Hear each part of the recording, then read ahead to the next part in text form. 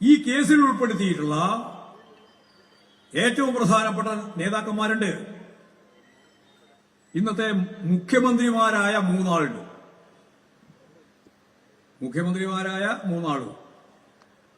നിങ്ങൾക്കെല്ലാം അറിയുന്നതാണ്. അവരാരും BJP ആയിരുന്നില്ല. അവരാരും BJPക്കാരായിട്ട് മത്സരിച്ച് ഇപ്പോൾ ജയിച്ചിട്ടുണ്ട്. മുമ്പ് അവരായിരുന്നില്ല.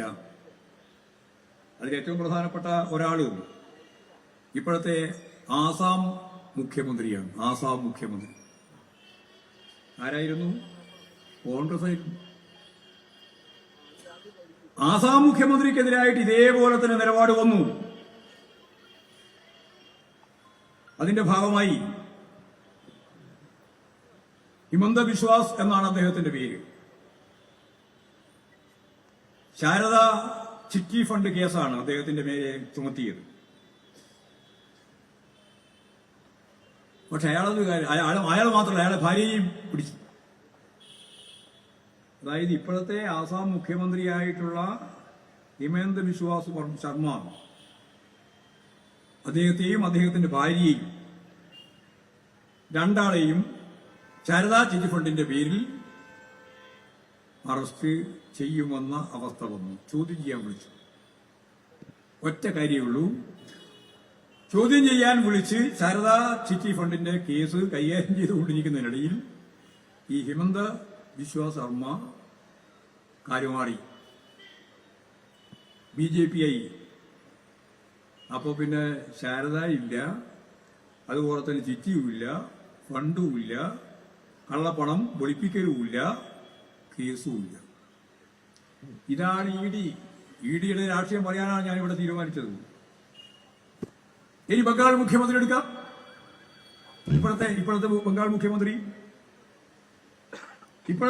മുഖ്യമന്ത്രി സുവേന്ദു അധികാരി, എല്ലാവർക്കും അറിയുന്ന ഒരു പേരാണ്. അദ്ദേഹത്തിന്റെ അതും വേറൊരു തട്ടിപ്പ് കേസാണ്.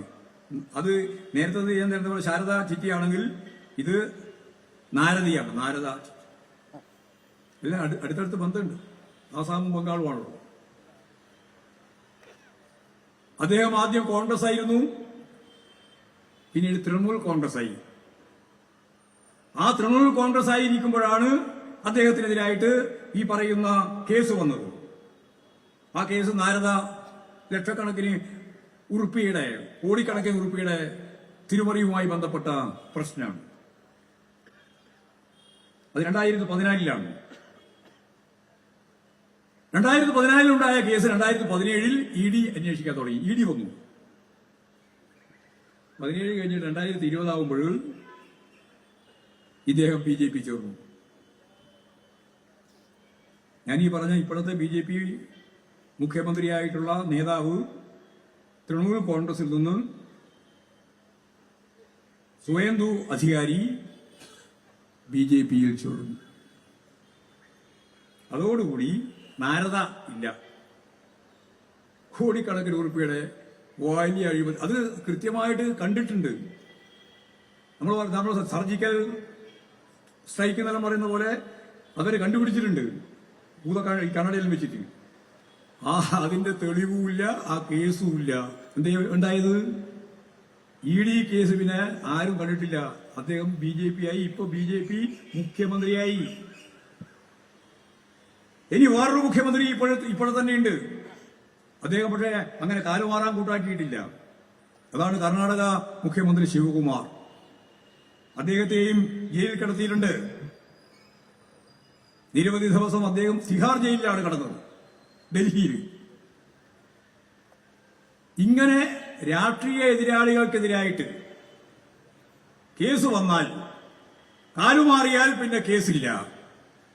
കാലുമാറിയില്ലെങ്കിൽ ദിവസങ്ങളോളം ജയിലിൽ കിടന്ന് ഹൈക്കോടതിയുടെയോ സുപ്രീം കോടതിയുടെ വിധിയോടെ പുറത്തു വരേണ്ടുന്നതാണ് കാര്യം.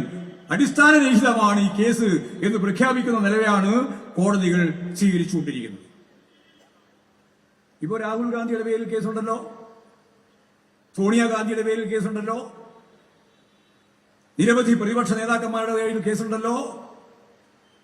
ആ കേസെല്ലാം എന്തുകൊണ്ടാണ്? അവർ കീഴടങ്ങാൻ തയ്യാറില്ല. BJPക്ക് കീഴടങ്ങാൻ തയ്യാറായാൽ അന്ന് കേസ് അവസാനിക്കും. അതാണ് ED. അതുകൊണ്ടാണ് ഞാൻ ആദ്യം മുതലേ പറഞ്ഞത്, ഇതിന്റെ ലക്ഷ്യം ആദ്യം കാണണം, അത് രാഷ്ട്രീയമാണ്. ആ രാഷ്ട്രീയം വെച്ചുകൊണ്ട് തെളിവുണ്ടാക്കുക എന്നുള്ള പണിയാണ് പിന്നത്തെ പണി. തെളിവടിസ്ഥാനപ്പെടുത്തിയിട്ട് കൈകാര്യം ചെയ്യാനല്ല, ലക്ഷ്യം വെച്ചുകൊണ്ട് തെളിവുണ്ടാക്കലാണ്. ഇതാണ് നമ്മുടെ മുമ്പിലുള്ള ഒരു ചിത്രം.